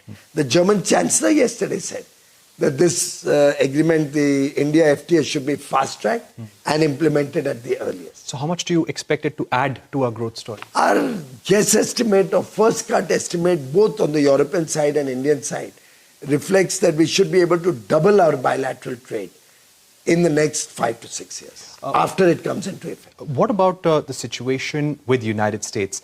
Are there certain differences right now in trade talks? Have some new issues come up? Any sense on the timeline? You heard the Honorable President of the United States of America this morning aboard Air Force One. And I think we are making good progress and working in the spirit of friendship. Right. Just a word on what Jamieson Greer had to say. Just last year, he had said that India has given the best possible deal ever. Now, in his latest remarks, he said that India needs to do more when it comes to reducing Russian oil purchases. We are in regular touch. My good friend Jameson and I, we've known each other since Trump won. And I have absolutely no doubt that between him and me, or between both our teams, the synergy is very good. The understanding is very positive, and we'll be able to finalize very quickly. So would it be a matter of a few weeks or months? That we will have to wait and see. You know, we never do any trade deal with deadlines. To what extent have you tried to address global uncertainties, the trade volatility with the US in the budget to safeguard India's interests? I think this is a budget for the next 25 years. This is a budget for the future of India. It's a budget which prepares India to take rapid strides towards Viksit Bharat 2047. So I don't think the budget is ever formulated based on just a particular situation or a particular uncertainty. Budgets are always made for a long-term vision of the country. Right. On quality control orders, you've done a lot in terms of eliminating QCOs. The survey said that more can be done. Are we looking at a greater review of QCOs? It'll be a calibrated approach. If we find that the QCO can be deferred or might be even eliminated, and that it is, we already are producing good quality production in India, and even the imports into India are of good quality.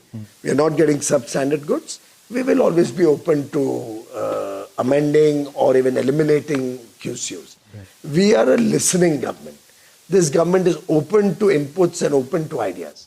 At the same time, we have to make sure that vested interests may not try to once again bring in substandard quality production in India.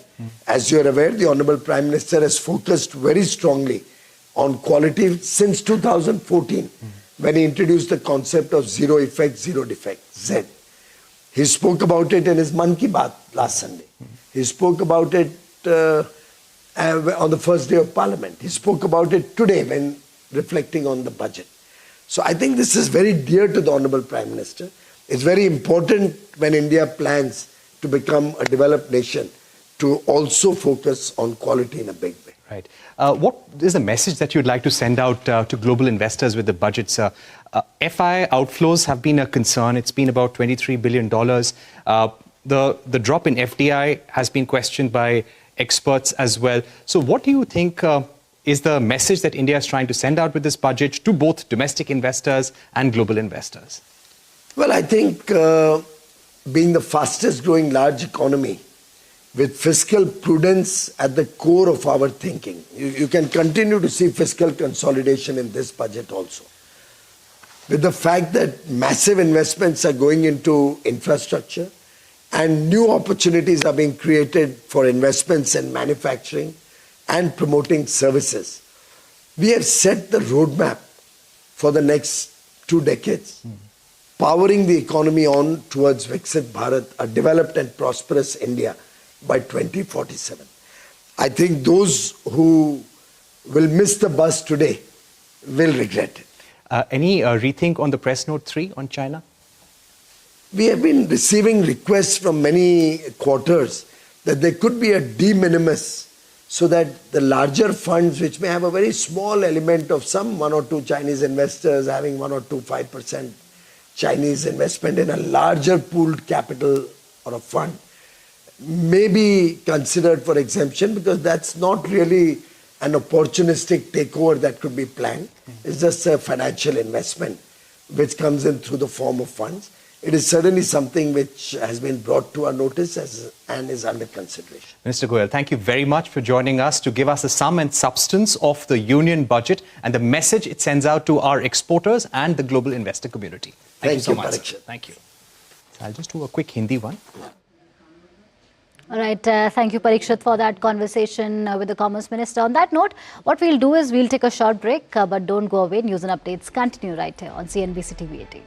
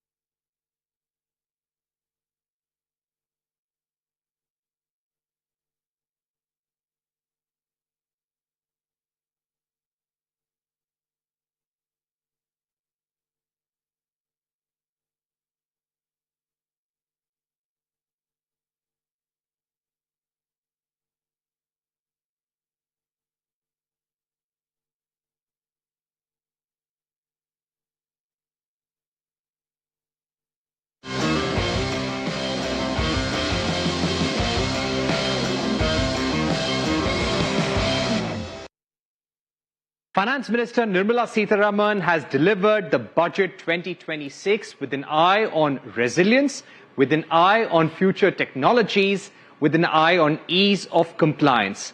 Also, we've seen a high capex allocation for infrastructure and the defense.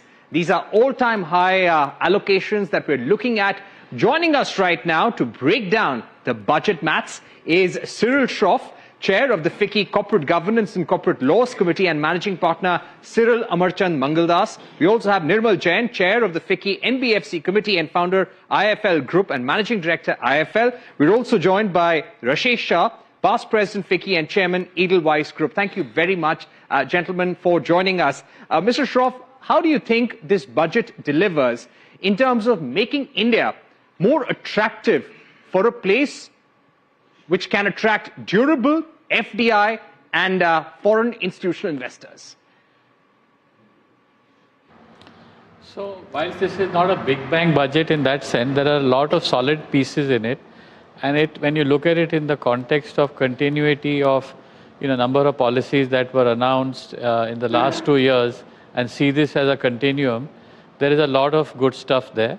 And there are a lot of hidden gems also inside the budget as well. So I think it has got a lot of solidity in it in terms of infrastructure, defense, financial services as well. There's a new committee that has been announced. So I think the overall impact in terms of driving growth creating stability, especially in this very uncertain geopolitical environment. It has got a lot of solid pieces about it, and I am quite hopeful. One should not get influenced by some temporary reactions on a Sunday from the stock market. I think it will take a couple of days for it to settle. But I'm quite hopeful, and I think that there are significant pieces of reform that have been put in, including, say, for example, on technology, data centers. These are not insignificant at all. So I'll stop there. Absolutely. Absolutely. Let me also get in Nirmal Jain at this point. Mr. Jain, we saw the Finance Minister announcing a high-level committee on the banking sector. This was to suggest recommendations for a Viksit Bharat. How do you see the developments, announcements in the union budget from the purview of the NBFC sector? I think it's a very significant development because government is committed to make sure that our financial sector comes to the global level. I mean, it becomes the world class. And if you really look at it, Indian banks' asset quality has been best in, if you compare with any other country, even developed countries, is far better. And coming to NBFC, to your specific question, if you would have noted in last 1 year, I think Finance Minister as well as the RBI, they recognize that NBFCs are essentially complement the work being done by banks because India is a very vast country and there are large sections of population and geographies which are unbanked and underbanked, and they need to be done in a manner which is cost effective and also certain skill set which NBFCs develop for underwriting in niche segments. And I think the new co-lending guidelines are also an impetus to banks and NBFCs working together. So for Viksit Bharat, I don't have any doubt that banks and NBFCs are, they complement and they'll have to work together, and there's a lot of work to be done. And I think that policymakers also recognize that. Right. Let me go across to Mr. Rashesh Shah. Mr. Shah, how do you see announcements in the union budget? Let me begin by what's happened at Gift City. The tax holiday period has been increased from 10 years to 20 years. We've also seen the investment limit for PROIs being increased. So how do the budget announcements augur well for the stock markets, for the mutual fund sector? See, overall, I think, as you said, Gift City is a very important, institution in India because it is the hub where capital will flow into India and capital will flow out of India. We have Indian capital which also needs to be invested outside. There is a lot of outward FDI now happening. We have international capital which will keep on coming to India, and the Gift City will become a hub. So I think this growth of the Gift City as an institution which is part of Indian economy and part of Indian capital market is actually very important, and I'm very happy to see all the announcements on that. But I think overall, if you see a lot of the focus, as we spoke earlier, it has a lot of small things for a wide sector of the economy, which is a good thing. There is no one big bang. It's more business as usual on the fiscal consolidation, everything else. The one thing that I'm very encouraged by is the bond market. The entire credit flow in the economy needs to be smoothened out. Because, for an economy to do well, we need equity flow and credit flow. Equity flow has been going very well. We had almost, 8 lakh crore from household savings coming into equity markets onshore in the last year. We need credit market from banks, NBFCs, AIFs, InvITs, REITs, bond market, all of that to start coming of age also, the way our equity markets are there. So I think the announcements on that, the focus on that, including state bonds and municipal bonds, all these are good ones. I'm actually pretty encouraged by that. Right. Do you feel, even though there was a lot of expectation on STT and LTCG, that has not happened? STT has been hiked marginally. Would you call that a dampener? Yeah, I think the market is not prepared for that. And you know how the stock market is, it always has a knee-jerk reaction. And I think every year it happens that, people build expectation. There are rumors on the WhatsApp that they're going to cut because the market has been more consolidating. It's not been a market that has been going up. So a lot of the equity market thought it is very important for the government that the equity markets go up. So there will be some immediate short-term reforms. But that is not how government, actually the entire process works. I think STT on FNO is, to me, it is a non-issue for the equity markets as a whole, because we have seen last couple of years the rampant growth in FNO has also been a concerning area for Reserve Bank, for SEBI, for government. So we should expect that curbing FNO will be an ongoing effort, increasing cost in FNO will be an ongoing effort. I don't think the equity markets do get affected by what happens in the FNO market. The equity markets currently are waiting for growth. And I think corporate earnings growth, corporate capex, credit growth to pick up, all those are the real growth indicators that we would want to look at. And only when that starts, I hope that some growth has started in the last quarter, green shoots have happened. I think we are maybe a couple of quarters away from corporate earnings growth becoming really visible to all of us. And when that happens, I think the equity markets will start becoming optimistic again. Okay, let me now go back to Mr. Cyril Shroff. Mr. Shroff, we have always seen that India has not been able to significantly increase manufacturing as a share of GDP. How does this budget do in terms of increasing India's manufacturing capacity, increasing our manufacturing exports to the world, investments in key areas such as electronic components, biopharma, container manufacturing, and even rare earths? So how does this do in terms of increasing manufacturing as a percentage of GDP, and also manufacturing of critical components, including rare earth, in India?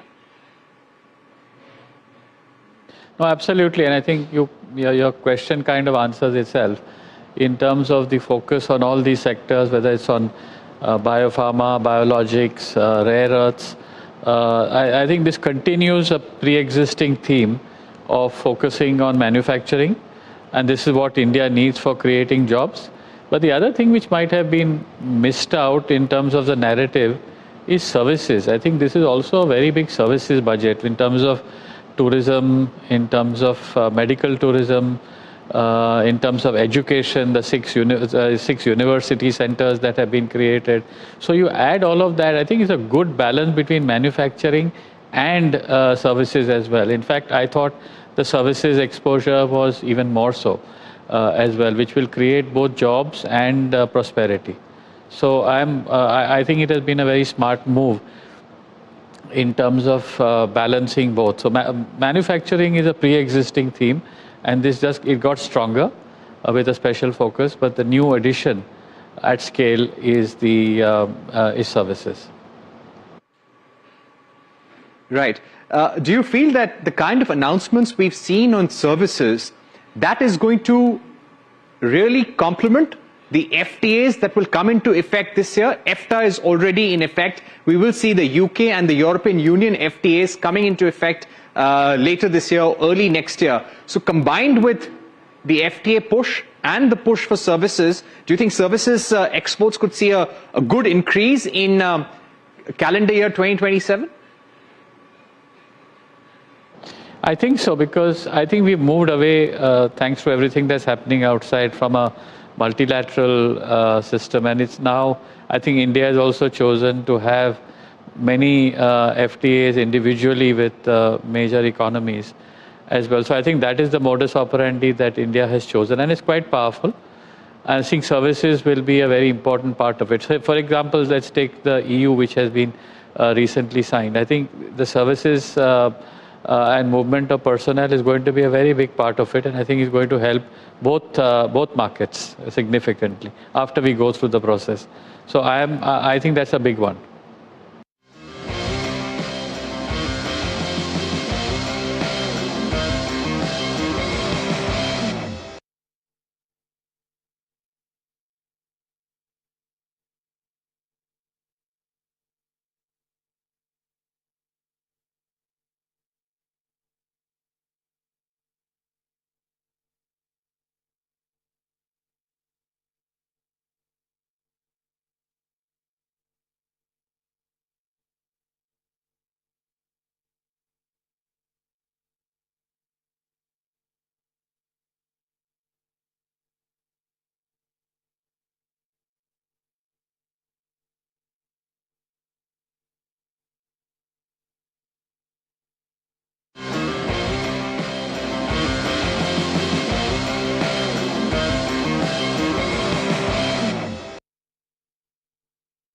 one theme that everybody was looking out for was resilience amid turbulent times. And that's what Nirmala Sitharaman also referred to, that we're looking at a lot of global volatility.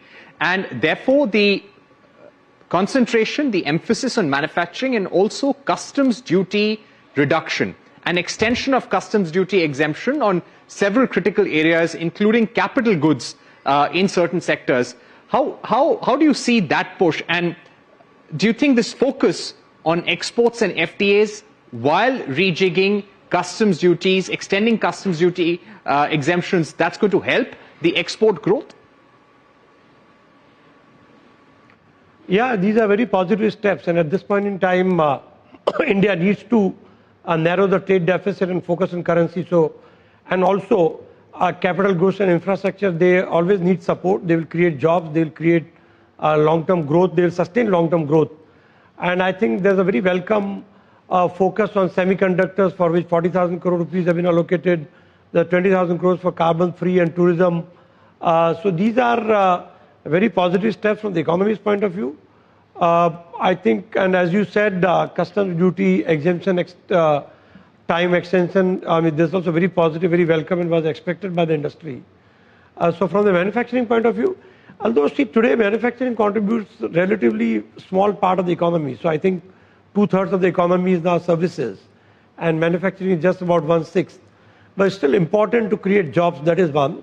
And more importantly, we really can't compete in manufacturing of the traditional goods like, say, durables or, the household things. But the manufacturing focus now has to shift to semiconductors and also services as important, including tourism, data center. So all these policy initiatives are, I think, they are steps in the right direction, and they will help the economic growth to sustain. As you know that we are the fastest growing economy among the large economies in the world. And I think in that sweet spot, we need these kind of impetus to sustain the growth and also the jobs. Right. Mr. Rashesh Shah, we've seen how the market's sentiment over the last few months, as a result of not having certainty or clarity over the US trade deal, that has been a little low. The sentiment has been a little low. Do you think this budget addresses certain fundamentals of the economy very well, which will perhaps maybe nullify or address the sentiment, maybe not today, but over the next few months? I would think so. In India, there are 1,000 things to do because we are a very broad, very complex, very heterogeneous economy. So we need to do things on manufacturing, on services, on agriculture. We need to do things for MSME, for exporters, in the new age economy, data center, AI investment. So India, there are so many needs and so much to be done, like in the bond market, municipal bond, state bond. So I think the FM has picked as wide a range of things that she can do that is possible, and actually done incremental improvement, ensured that the right focus is given to the right for MSMEs, for exporters, for everybody. So in a way, it's a very broad swath of things that she has attempted to do and announce in this, which is in a way a good thing. It's very balanced in that sense. There is no hyper focus on only one particular part of the economy because we can't afford that. We are not a small Asian country which can do only exports and do well, and you can only focus on export sector and do well. We have to do hundreds of things for the economy to really go along in a balanced manner. And I think that is what she has achieved. I do think that honestly, having seen how the actual policy making works, I don't think the immediate need for them is to have a stock market on steroids or to say, what can we do in the budget to make the stock market feel good? I think the stock market is an animal by itself. There are knee-jerk reaction. It's also Sunday where a lot of the institutional investors are not very active. So the real impact on how the stock market assesses the impact of this on the economy as a whole, on the growth as a whole, on not just on the stock market itself, will take at least another couple of weeks. And that is how it has been. So we'll all read, we'll study, we'll speak to our clients and see how it impacts them. But I do think on the whole, from what we see now, she has tried a wide swath of things to do to make sure there was enough focus on everything. Right. Let me go across to Mr. Nirmal Jain. Mr. Jain, in terms of ease of banking, ease of doing business, we've seen how many of the prosecutions and penalties related to taxation, they've either been combined together or they have been reduced or scrapped. How do you see these moves from a point of view of investor confidence? No, they are very positive steps, and I think the intent and efforts have been in the right direction over the last few years. But what this government has inherited and the legacy of the tax structure that has evolved over the last 7-8 decades is fairly complex and a long way to go still. And I'm sure Mr. Sroff probably is a practitioner and can comment more on this. But there are many steps taken, and there's an intent which is absolutely in the right direction, that we need to remove prosecution, we need to do a lot of things to make sure that there's ease of doing business. And in fact, the business has become a lot easier in the last 10-12 years. There's no doubt about it. But if we compare with global peers, we compare with the best in the world, then there's still a long way to go. Right. Mr. Shah, one point that we missed was about the defense sector. Highest ever allocation, 21% increase in overall capex, 24% allocated for defense modernization. I saw almost a 30% increase in allocation for defense aero engines and aircraft engines as well. So possibly we're going to look at some big orders in this calendar year and next financial year as well. But how do you see this major push for the defense sector, and how will this translate into the performance of defense stocks, PSUs, some of our major defense listed companies in the private sector over the next few years? Yeah. The reasons. Good. Sorry. The reasons for this allocation, I think, is obvious. We had Operation Sindoor last year, and I think we are living in a very uncertain world. So I think the short answer to your question on how do you see the impact of this on defense stocks and just the defense industry, I think the answer is very positive. It was a need of the hour. Just the entire security environment around the world is becoming fairly uncertain, and we have no choice but to be Atmanirbhar. But Rasesh bhai, over to you. No, I was just going to add that absolutely it was expected, because the way all the things in the world are, the way the geopolitics is after Operation Sindoor, so this was expected. I don't think the Indian defense industry currently is starved for business. I think there is a lot of business, more business will come. In fact, I believe that India will become an exporter of arms and armament in the next 5 to 10 years. I think it is moving at a fairly rapid pace, and every government in the world is actually arming itself up, and there'll be all kinds of equipment that India can make where we can cater to the world at large.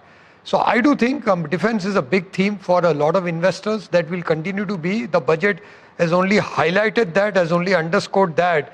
But I think whether it's defense or whether it's MSME or services, I think the one big focus required, as Nirmal was saying, was ease of doing business. But it's not just the central government or the finance minister can do that. Ease of doing business is all the ministries in the government. Ease of doing business is also at the state government level, at the municipal level. And that is one thing. I mean, reducing bureaucracy, reducing regulation, that will be a big impact. The government has set up a commission to deregulate. I think if that can move fast enough, that will have a very, very deep impact, even beyond anything else, on the economic growth. All right, we've run out of time, but thank you very much, Mr. Rasesh Shah, Mr. Nirmal Jain, and Cyril Shroff for joining us with your outlook on Budget 2026 and how this will impact the financial sector, the stock markets, infrastructure, and investor mood towards India. Well, you've heard many big voices, but I think the biggest among them all is the country's biggest banker. Joining me now is Mr. C.S. Sethi, Chairman, State Bank of India. Mr. Sethi, thank you very much. You've had some time to ruminate over the budget. It has been put forth as a services budget and as one to encourage manufacturing. Are you more confident about your credit growth after looking at it, more confident of the rate of growth of GDP after listening to the budget? Absolutely, Lata. First of all, thank you very much for having me on your show. I think this budget, I've been, off and on listening to the conversations on your channel.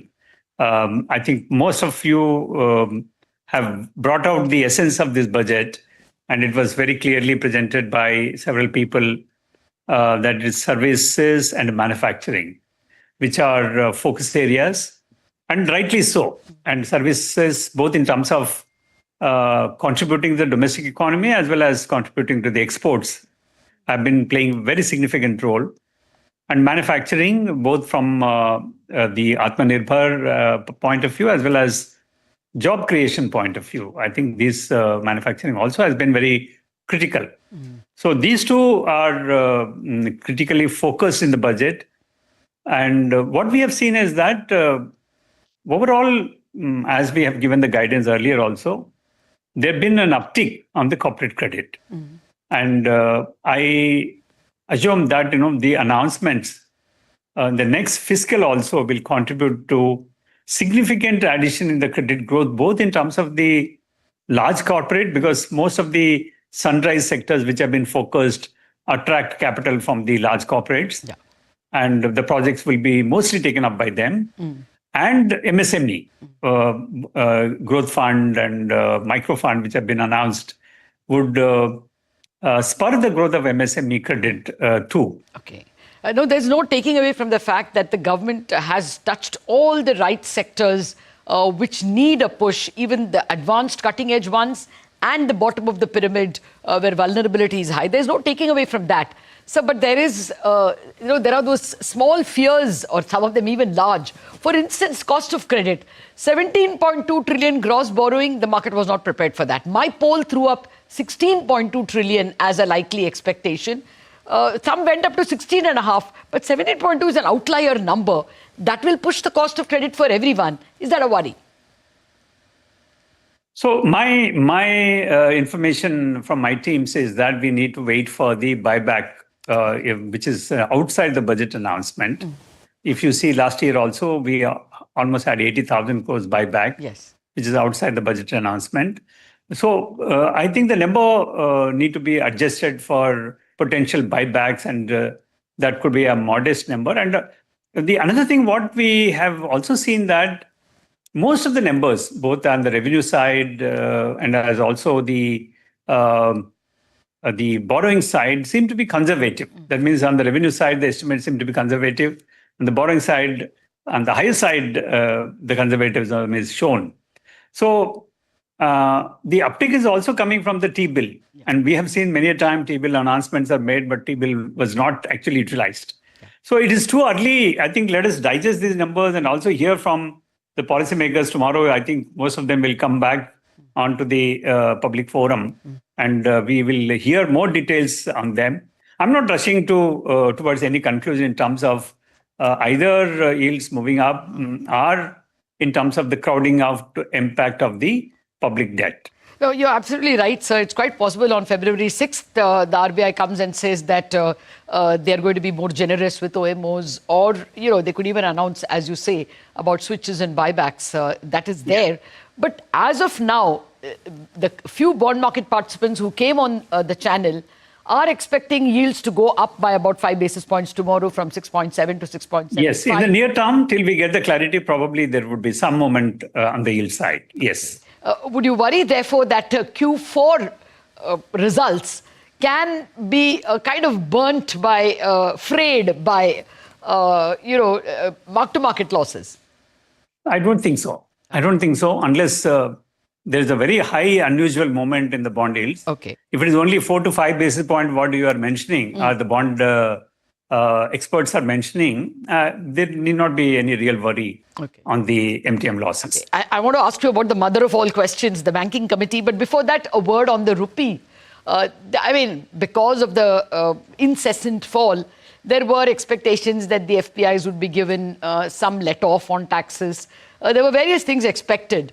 What has come are for data centers. That doesn't come today. That's a longer-term thing. So would you worry about the currency? So the near term, there could be some additional pressure on rupee, but we believe that as you mentioned again, a lot of measures, starting with your permanent residents outside India. Yes. To the various fiscal incentives which are given for the infrastructure investments by data centers and all, would attract, I think, the flows. They are medium to long term. That also, the outlook for the rupee shifts from completely negative to neutral to positive, in my view. Fair point. Sir, now that big question. The banking committee, it's called a high-level committee. So what are you expecting? That the PSU banking law, what is it called? Nationalization and Takeover of Banking Companies Act, under which banks were nationalized, that itself will be recast? Are you, is it a big, brave thing that you can expect from this recast in terms of ownership, control, etc.?